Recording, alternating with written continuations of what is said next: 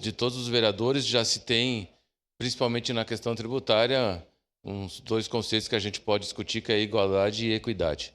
Nesse sentido, tenho a certeza que, até numa situação de explicar a todos que nos assistem pela TV Câmara, mudou muito da época que nós fomos vereadores, vereador Eloy Fris, para agora.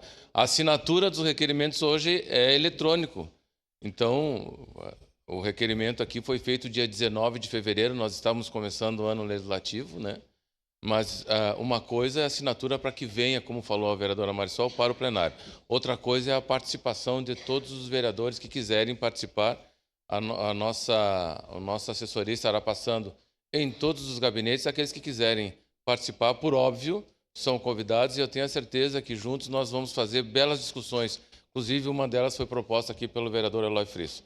Então, nesse sentido, tenho a certeza que a Câmara de Vereadores, nesse sentido, na propositura da abertura da instalação da Frente Parlamentar da Defesa da Micro e Pequena Empresa, vai cumprir o seu propósito. Vamos trabalhar, estaremos ligados umbilicalmente também à Microempresa, porque é a instituição que está afeta esse segmento e tão bem a defende.